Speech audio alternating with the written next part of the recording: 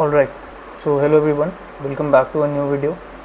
ये वीडियो ना specially investors के लिए है, और क्योंकि मैं पर्सनली भी इन्वेस्ट करता हूँ actively in the stock market and मेरे व्यूअर्स भी हैं काफ़ी ज़्यादा जो इन्वेस्टमेंट से रिलेटेड भी वीडियोस मांग रहे थे। तो इन्वेस्टमेंट से रिलेटेड मैंने एक वीडियो डाला हुआ है, उसके बाद ये सेकंड वीडियो है उसका। ऐसा नहीं है दोनों वीडियो रिलेटेड है, बट वो वीडियो देख लोगे तो और आइडिया लग जाएगा किस तरीके से करता हूँ। उससे कुछ पॉइंटर्स मैंने इस वीडियो में भी यूज़ करे हुए हैं। तो सबसे पहले तो टाइटल इस वीडियो का ये है कि मल्टी बैगर स्टॉक्स कैसे ढूंढें, या मैंने किस तरीके से मल्टी बैगर्स अपने 13 स्टॉक्स मेरे जो हैं वो मल्टी बैगर है। सबसे पहले तो समझते हैं ना कि मल्टी बैगर स्टॉक्स होते क्या हैं। मल्टी बैगर स्टॉक्स तो गूगल पे ही डाल लेते हैं, मतलब कि मल्टी बैगर स्टॉक्स क्या होते हैं, what are multibagger stocks, क्योंकि सबकी डेफिनेशन अलग अलग होती है। फॉर एग्जांपल मेरे लिए अलग है, ठीक है। तो फॉर एग्जांपल हम इधर ही देख लेते हैं। Multibagger stock is an equity stock which gives a return of more than 100%। Same मैं भी यही समझता हूँ। मेरे भी जो भी स्टॉक्स 100% से ज़्यादा, मतलब मेरा पैसा जिनमें डबल हो चुका है या उससे ज़्यादा हो चुका है, तो वो मेरे लिए स्टॉक मल्टी बैगर है। तो मैंने 13 मल्टी बैगर्स पिछले 2 साल में, 2 से 3 साल में ढूंढे। अब उसमें कई सारे फैक्टर्स थे, क्या क्या चीज़ें मैंने ढूंढी। मैं स्टॉक्स एग्जैक्ट स्टॉक्स नहीं दिखा रहा हूँ यार, वरना फिर वो बाय सेल रिकमेंडेशन का टाइप पे हो जाएगा और फिर आपके रिटर्न बनेंगे नहीं, क्योंकि मैं ऑलरेडी 100% 200% के रिटर्न पे बैठा हूँ। आप अभी बाय करोगे तो वो ज़रा सा करेक्ट भी करेगा ना तो आपका लॉस हो जाएगा। तो मैं स्टॉक्स के नाम नहीं दिखा रहा हूँ, बट हाँ जो मैंने रीजंस थे जिस बेस पे मैं बाय करता हूँ, आज भी वो चीज़ें मैं यूज़ करता हूँ। क्योंकि अभी मार्केट्स ऑल टाइम हाई पर हैं, मैं ये वीडियो शूट कर रहा हूँ 21 जून को, तो markets already all time high पर हैं, तो मैं ऑलरेडी प्रॉफिट्स एंजॉय कर रहा हूँ। हो सकता है जब आप ये वीडियो देखो तो मार्केट करेक्ट कर चुकी हो, तो उस टाइम का सिनेरियो अलग हुआ। तो अभी फ़िलहाल के लिए जो चीज़ें मैं यूज़ करता हूँ, मैंने उसकी एक पीडीएफ बनाई हुई है, मैं वो सारी चीज़ें आपसे शेयर करूँगा। स्टेप बाय स्टेप प्रोसेस रहता है। मैं अगर किसी भी कंपनी में इन्वेस्ट करने का ट्राई करता हूँ तो मैं इसी के थ्रू जाता हूँ, ये सारे स्टेप्स के थ्रू। तो एक एक करके समझते हैं। एंड एज़ यूजुअल जो भी ये पीडीएफ होगी ये मैं डिस्क्रिप्शन में अरेंज करवा दूँगा, तो वो वहाँ से भी ये डाउनलोड कर लेना है। चलो स्टेप 1। सबसे पहले जिस भी कंपनी में आप बाय कर रहे हो, जो भी कंपनी में आप इन्वेस्ट कर रहे हो, देखो ट्रेडिंग से रिलेटेड मैं नहीं बोल रहा हूँ, ट्रेडिंग में तो सिर्फ आपका चार्ट्स काम कर जाएंगे, बट वो एक अलग कॉन्सेप्ट है, वो अलग किसी में बात करेंगे। जो इन्वेस्टर जो लॉन्ग टर्म के लिए होल्ड करने के लिए सोचते हैं, उनके लिए ये स्टेप बाय स्टेप है। तो मैं जनरली स्टॉक्स अगर खरीदता हूँ तो मैं लॉन्ग टर्म होराइजन के लिए लेके चलता हूँ। तो उसके बेस पे उस चीज़ के लिए मैं क्या क्या चीज़ें करता हूँ, तो आप पहली चीज़ है बिज़नेस। जो भी कंपनी आप बाय करो उसका बिज़नेस आपको समझना ज़रूरी है। अब इंट्रिकेसीज आपको नहीं समझनी है, वो आपके ऊपर है। बेसिक नॉलेज आपको बिज़नेस की होनी चाहिए कि यार उस बिज़नेस में की इंडस्ट्री में ग्रोथ है कि नहीं है, अभी हुई है कि नहीं हुई है लास्ट कुछ ईयर्स में या मंथ्स में, या फ्यूचर प्रॉस्पेक्ट्स क्या हैं उसके, आगे ग्रो कर सकती है कि नहीं कर सकती। ये 2 चीज़ें आप ऑनलाइन रिसर्च आपको करनी पड़ेगी, क्योंकि ये पर्सनल फैक्टर्स हैं, आप किस तरीके से उस चीज़ को परसीव करते हो, क्योंकि इन्फॉर्मेशन सेम अवेलेबल है, बट उस चीज़ को आप परसीव कैसे करते हो दैट मैटर्स। मैं अगर फॉर एग्ज़ाम्पल मुझे केमिकल स्टॉक्स अच्छे लग रहे हैं इस टाइम पे, हो सकता है आपको अच्छे ना लग रहे हो, तो depends. And third point is sector rotation. अब सेक्टर रोटेशन अपने में ही एक पूरा सब्जेक्ट है। तो फॉर एग्जांपल अगर हम यहाँ पे सेक्टर रोटेशन सर्च करते हैं, बेसिकली जो मनी का इनफ्लो होता है डिफरेंट सेक्टर्स में, वो एक साइकिल में जाता है। जैसे कि यहाँ पे आप देख रहे हो लिखा हुआ है कि एक इंडस्ट्री से दूसरी इंडस्ट्री में पैसा फ्लो होता है टाइम बाय टाइम। तो जिस इंडस्ट्री में जाता है पैसा, वो इंडस्ट्री के स्टॉक्स ग्रो करते हैं, बट अगर वो जिस इंडस्ट्री से निकाला जाता है वो स्टॉक्स डाउन आते हैं। ये एक साइकिल चलती है। तो वैसे नेक्स्ट वीडियो मैं सोच रहा हूँ सेक्टर रोटेशन पे बनाने का, तो अगर आपको जल्दी चाहिए हो तो मुझे कमेंट में बता देना या मेरे इंस्टाग्राम पे बता देना, मैं जल्दी से जल्दी ले आऊँगा। बट आई एम प्लानिंग, ये अच्छा टॉपिक है, मैंने भी रिसेंट में ही इसको एक्सप्लोर किया है। एंड इट वर्क्स वेरी अच्छा काम करता है, वेरी अच्छा, बहुत अच्छा काम करता है। चलो सेकंड पॉइंट ये समझ में आ गया होगा आपको। सिंपल से देखना है कि इंडस्ट्री में ग्रोथ है कि नहीं, फ्यूचर प्रॉस्पेक्ट्स क्या हो सकते हैं, क्योंकि क्या हो सकते हैं एंड ये चीज़ आप फैक्टर लेके चल रहे हो। एंड सेकंड थिंग इज़ कि आपका परसीव करने का तरीका अलग है, हर एक इंडिविजुअल का परसीव करने का तरीका अलग है, इसलिए ये डिस्क्रिशनल पॉइंट है, ये सबके लिए डिफरेंट हो सकता है। Second is company market capitalisation. ये थोड़ा सा टेक्निकल टर्म है बट बहुत ईजी है। तीन तरीके के मार्केट कैप से स्टॉक्स होते हैं, बल्कि और भी होते हैं, माइक्रो कैप, नैनो कैप भी होते हैं, बट वो थोड़े से ज़्यादा रिस्की हो जाते हैं। मैं करता हूँ कि नहीं करता हूँ, हाँ मैंने कुछ ढूंढे हुए हैं, बट मैंने अभी ऐसा नहीं है कि बहुत ज़्यादा इन्वेस्ट करा हुआ उन पर, but I have investments in large cap, mid cap and small cap.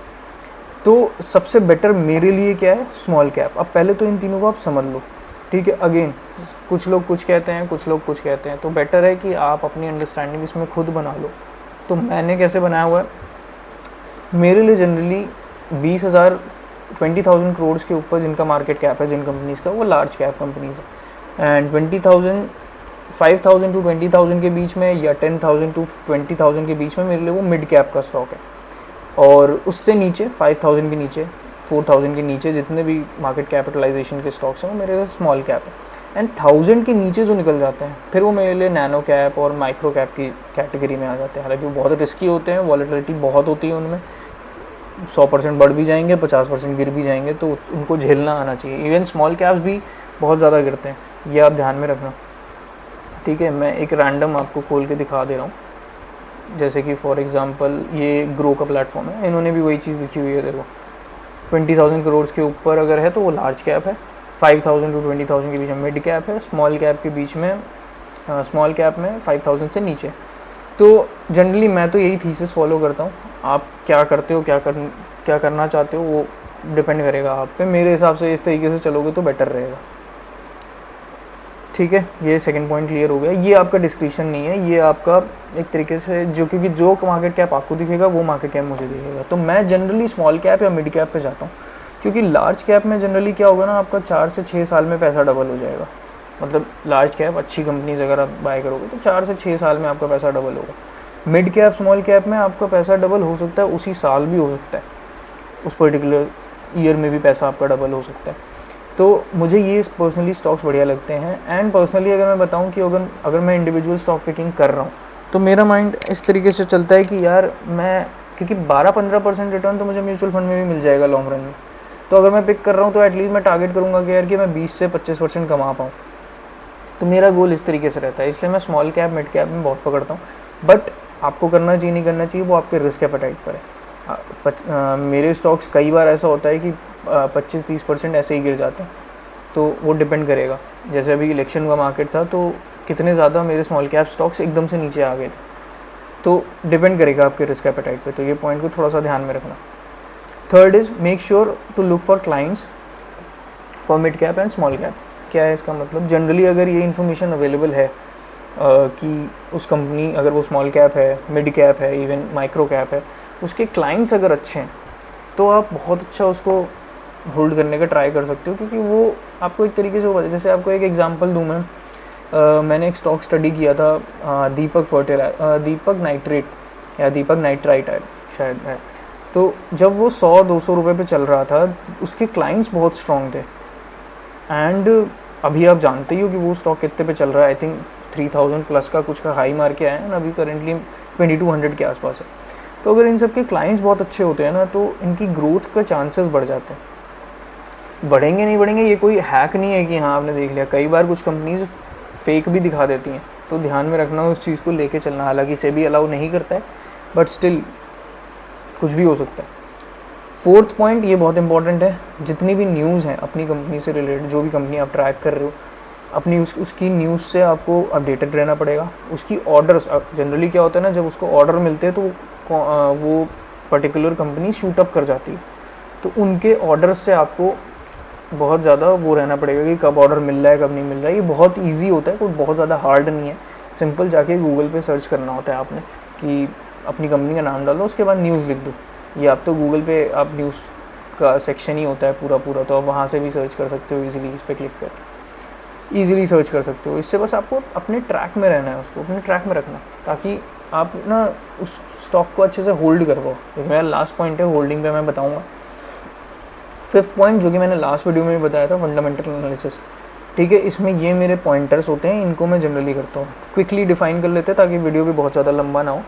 Book value अगर टेक्निकल टर्म्स में देखना चाहते हो, पढ़ना चाहते हो, तो आप यहाँ जाके इसको बहुत डिटेल में पढ़ सकते हो, ठीक है। मैं बेसिकली इसको स्क्रीनर पे चेक कर लेता हूँ, तो उतना मैं ज़्यादा नहीं करता, जैसे कि the sum of amounts of all line items, बहुत थोड़ा सा ट्रिकी हो जाता है, बट कॉमर्स वालों को समझ में आ जाएगा।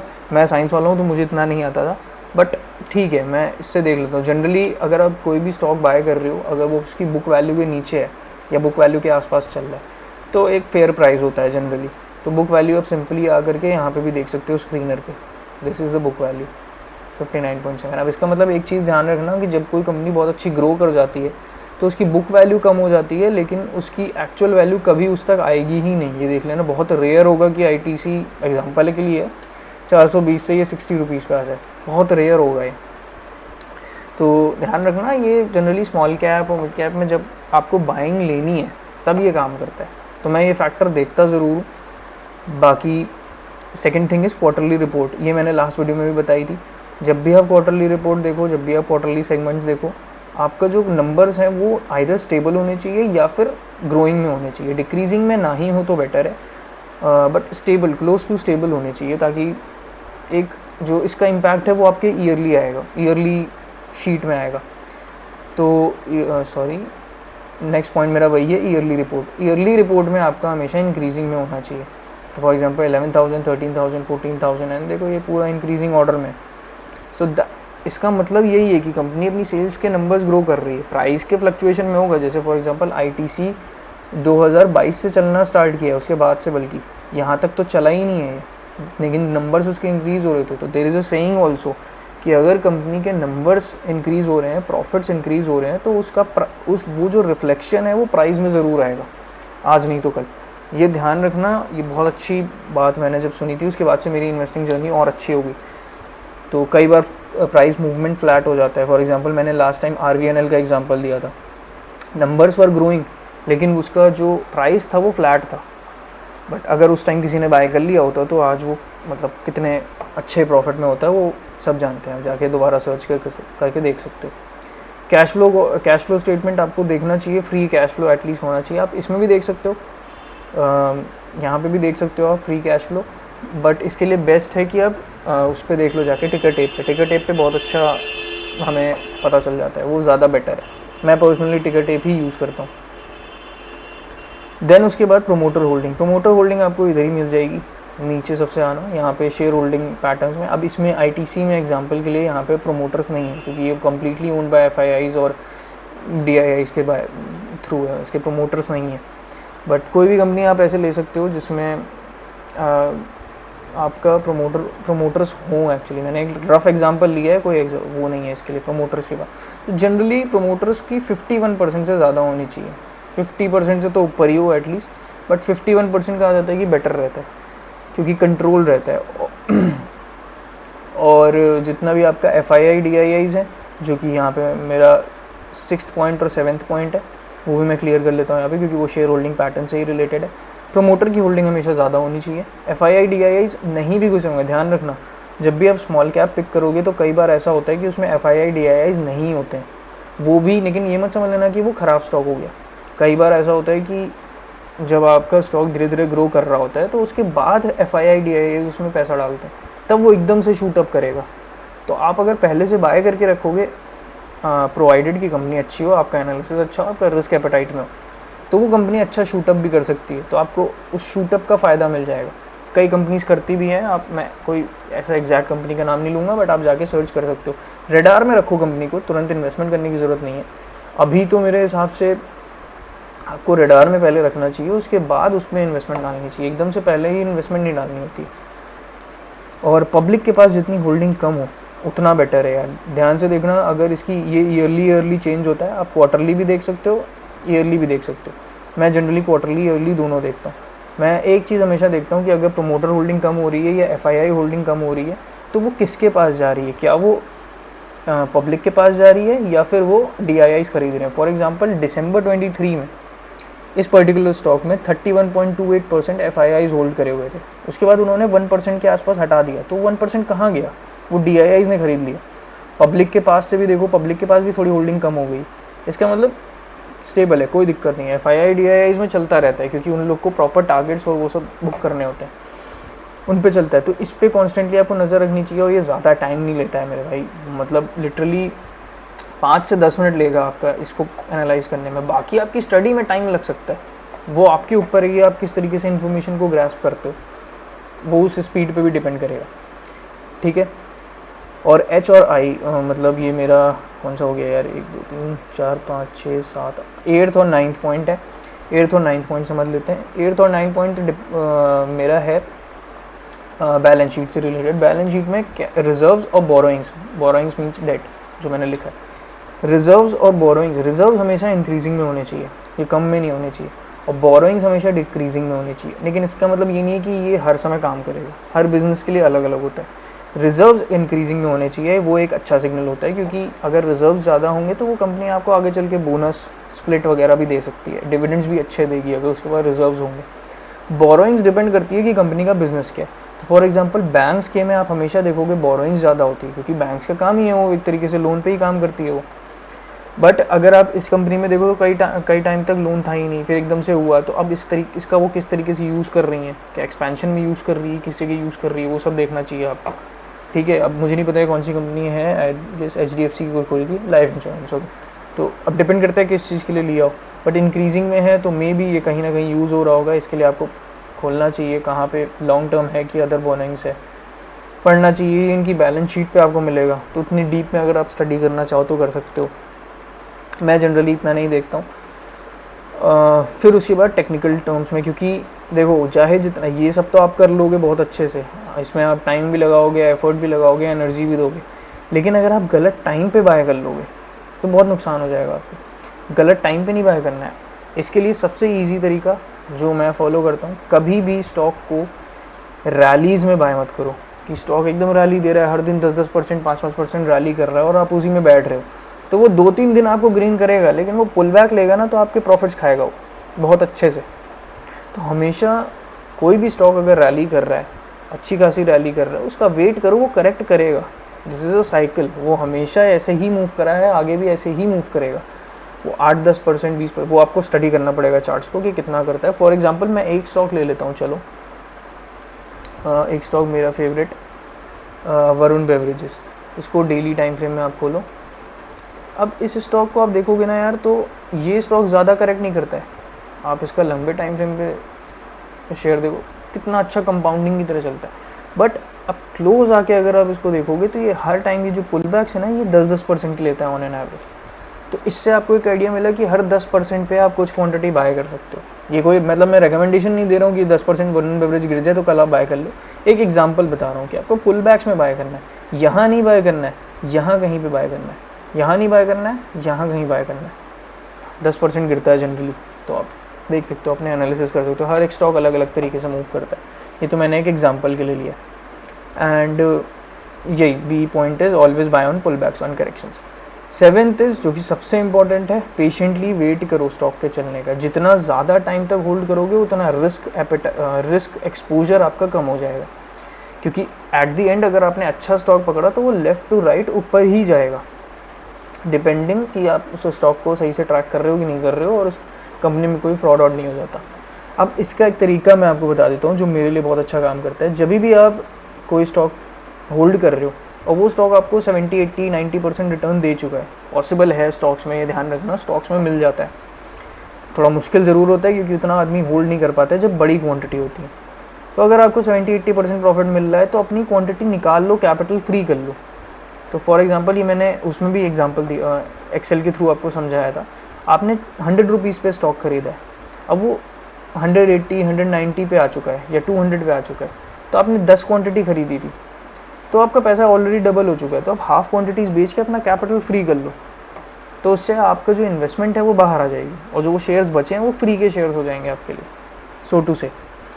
तो उसको आपका होल्ड करना और आसान हो जाएगा क्योंकि आपने इन्वेस्टमेंट निकाल लिया, जितना पैसा आपने डाला था वो निकल चुका है, तो वो आपके लिए होल्ड करने के लिए बहुत आसान हो जाता है। ये टेक्निक मैं बहुत यूज़ करता हूँ अपने लिए। मैं जब भी मेरे जितने भी स्टॉक्स हैं मल्टीबैगर्स हैं उसमें से मैंने कैपिटल निकाल लिया अपना, तो मेरे लिए बहुत अच्छा काम करता है। तो एक बार रिवाइज कर लेते हैं क्विकली। बिजनेस देखना है आपने, जो कि डिस्क्रिप्शन बेस्ड टर्म है, सबके लिए अलग हो सकता है। कंपनी मार्केट कैपिटलाइजेशन देखना है, large cap, mid cap, small cap. Small cap में सबसे अच्छे रिटर्न बनेंगे लेकिन सबसे ज़्यादा रिस्की भी वही है। लार्ज कैप में आपका होराइजन बड़ा होना चाहिए, तब आपका पैसा डबल होने लग जाएगा। एंड मिड कैप दोनों के बीच का रहता है लेकिन रिस्क इसमें भी होता है। थर्ड इज़ क्लाइंट्स अपने ज़रूर देखने हैं for mid cap and small cap, बहुत अच्छा एक फैक्टर है आपको कंसिडर करने के लिए एक अच्छे मल्टीबैगर पकड़ने के लिए। फोर्थ इज़ ऑर्डर बुक्स और न्यूज़ और जितनी भी मेजर न्यूज़ हैं उस कंपनी से रिलेटेड, उस इंडस्ट्री से रिलेटेड, उससे आपको अपडेटेड रहना है। कुछ नहीं, रात में गूगल करो, सब मिल जाएगा। फंडामेंटल एनालिसिस, ये सारे पार्ट हैं। और फैक्टर्स भी आप अपने से ऐड कर सकते हो, ये तो मेरे फैक्टर्स हैं। आप इंट्रिंसिक वैल्यू ऐड कर सकते हो, आप ROCE कर सकते हो, आप मल्टीपल फैक्टर्स हैं, कुछ भी ऐड कर सकते हो जो आपके लिए काम करता हो। चार्ट्स में मैंने आपको बता दिया, सिंपल, कुछ नहीं, ज़्यादा नहीं देखना, पुल बैक्स पे बाय करना है, फालतू सारी चीज़ें नहीं लगानी है। सप्लाई डिमांड सब लगा सकते हो आप, आपके ऊपर है अगर आपको एडवांस चार्टिंग आती है तो। एक सिंपल लेमैन लैंग्वेज में बता रहा हूँ, डिप्स पे बाय करो। डिप्स हमेशा ऐसा, डिप्स का मतलब ये नहीं होता कि आपको बॉटम पकड़ना होता है। 10-20% स्टॉक गिर गया, आप उठा सकते हो। अब वो 25 भी गिरेगा, पॉसिबल है, लेकिन आपने 20% पे उठा लिया तो एटलीस्ट आपने हाई पे तो नहीं उठाया ना, तो बचे रहोगे। And last is hold patient. तो ये सारे पॉइंटर्स हैं जो मेरे को हेल्प करें, मेरे 13-14 के आसपास मल्टीबैगर स्टॉक्स हैं। तो एज ऑफ 21 जून ये चेंज हो सकता है जब आप वीडियो देखो, ठीक है ना। जो स्टॉक्स हैं वो नीचे भी आ सकते हैं किसी टाइम। अपना जो पोर्टफोलियो है वो भी मैं शो करूँगा, क्या थीसिस थे, किस तरीके से मैंने बाय किया, कब बाय किया, सारी चीज़ें दिखाऊंगा, ठीक है, पूरी ट्रांसपेरेंसी के साथ, उसकी टेंशन वाली बात नहीं है।